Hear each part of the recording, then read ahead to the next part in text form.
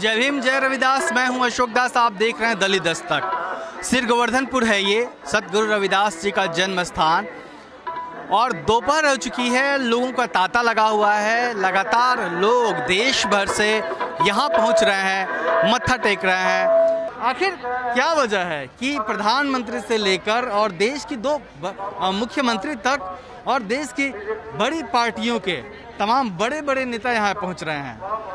कहीं ना कहीं यह बात दिखाती है कि इस समाज की जो ताकत है और राजनीतिक ताकत है वो कितनी बड़ी है, और कहीं ना कहीं वोटों का जो गणित है और खुद को इस समाज से जोड़ने की जो कोशिश है, उसकी वजह से लोग लगातार यहाँ पे आ रहे हैं। हमारे साथ हैं यहाँ के लोकल लोग। आप लोगों को क्या लगता है ये लोग क्यों आ रहे हैं यहाँ पे? सर, राजनीतिक रोटियां सेक रहे हैं। कोई तो दलितों के लिए कुछ करता नहीं, सब बड़ी बड़ी बातें करते हैं, केवल कोई भी नहीं करता कुछ भी। सर, हमारी जनसंख्या जितनी है, हम किंग मेकर हैं सर, और हमारे लिए क्या किया कोई भी सरकारों ने? यूपी में क्या ये समाज ये समझता है कि वो किंग मेकर है? नहीं सर, बिल्कुल नहीं सर।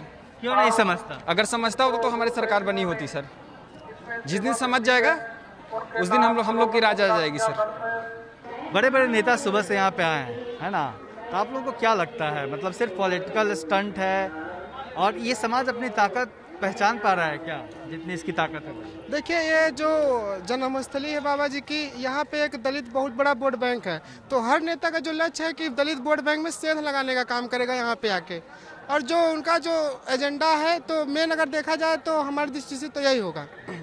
अब बाकी अगर बाबा जी को जानना हो तो बाबा जी को यहाँ के लोगों ने जान ही नहीं पाया, और देश विदेश तक इनकी जो ज्ञान की ज्योति थी वो गई, लेकिन यहाँ के बनारस के जो लोकल लोग हैं वो लोग तो आज तक बाबा जी को समझ ही नहीं पाए। क्यों? अब इसका कारण जो भी रहा हो, जो या लोगों में जागरूकता की कमी रही हो, है ना, तो ये सारी चीज़ें रही हैं जो बाबा जी को समझने में रुकावट रही हैं। अगर बाबा जी को आज हम लोग कल्पना करते हैं कि जब बाबा जी थे, गुरुदेव जी थे, तब अगर हम लोग काश होते तो बाबा जी से साक्षात ज्ञान प्राप्त करते, तो कहाँ आज होते। अगर आज 645 वर्ष बाद अगर बाबा जी को हम जानने के लिए उत्सुक हैं, समझने के लिए उत्सुक हैं, उनकी जन्मस्थली को देखने के लिए उत्सुक हैं, यहाँ पे जो लंगर चल रहे हैं वहाँ को देखें, तो ऐसा लगता है कि बाबा जी की क्या कृपा रही होगी कि कभी अनवरत ये चीज़ें चल रही हैं। लाखों लाखों लोग खाना खा रहे हैं, है ना, 30-30 कुंटल एक दिन में भोजन खप जा रहा है, लेकिन कहीं भी कमी किसी चीज़ की नहीं हो रही कि बाबा जी का आशीर्वाद है कि सब कुछ सलामत है। आप बताइए कैसे याद कर रहे हैं?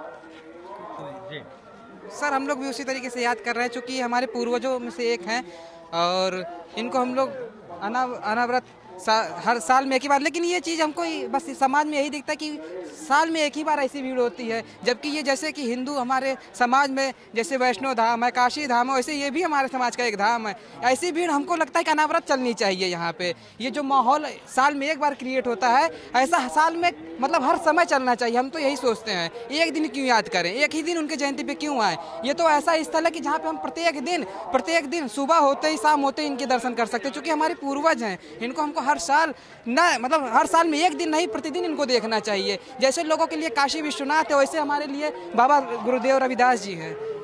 जी अच्छा, यहाँ पे देख रहे हैं कि इतना मतलब देश दुनिया से लोग आए हुए हैं, इटली, ब्रिटिश, इंग्लैंड, हर जगह से लोग आए हुए हैं। लेकिन एक चीज़ आप देखे होंगे कि यहाँ पे जो अभी आपको लगा है रोड पे कि संत रविदास सिर गोवर्धन जन्मस्थली मंदिर, लेकिन वहाँ पे उसके ऊपर रविदास जी का मंदिर का फोटो होना चाहिए था, या फिर रविदास जी की फोटो होनी चाहिए थी। लेकिन वहाँ पे क्या किया गया है कि वहाँ पे काशी विश्वनाथ मंदिर का फोटो दिया गया है। ये मुझे लगता है कि अगर कहाँ पे ये आप देखे होंगे, जैसे ही एंट्री करेंगे वहाँ पे वो है कि अपना काशी विश्वनाथ जी का मंदिर का फोटो है। क्योंकि मुझे जहाँ तक लगता है, मेरा पर्सनल मानना है कि जो संत रविदास जी की जन्मस्थली है, लाखों करोड़ों लोग हर जयंती पे लोग उपस्थित होते हैं, देश विदेश के कोने कोने से लोग आते हैं ना, तो यहाँ पे संत रविदास जी की फोटो हो या तो इनके मंदिर की फोटो हो, तो हमको लगता है कि ज़्यादा बेहतर है। अगर प्रशासन इसको समझ पाए तो ज़्यादा बेहतर है ना। और जैसा रविदास जी ने चाहा था कि बेगमपुरा की कल्पना उन्होंने की थी कि बेगमपुरा जैसी कल्पना हो, सारे देश की जाति विहीन समाज हो, जो संत रविदास जी ने कभी लिखने पढ़ने का उनका विवरण नहीं ज्ञात होता, लेकिन अब उस समय 645 वर्ष पहले उन्होंने औषधि वचन ज्ञान दे दिया था 16 रागों में। तो ऐसा मानना चाहिए कि उनके ज्ञान का ज़्यादा से ज़्यादा प्रचार हो।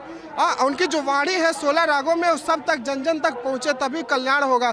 संत रविदास जी ने बहुत अच्छा मार्ग दिखाया था कि सेवा का मार्ग होना चाहिए। सेवा करने के बाद जो मन में सुकून और शांति उत्पन्न होती है ना, वो आत्मिक जो सौंदर्य होता है उसकी पूर्ति होती है सेवा करने के बाद। तो हमारे समाज के या अन्य जो भी लोग हैं, सबको सेवा का भाव अपने मन में रखना चाहिए, भाईचारा का भाव रखना चाहिए। लोगों से कहेंगे कि भाईचारा का भाव रखिए तो कहेंगे कि भाई तो बन जाएंगे लेकिन चारा आपका ही बनाएंगे।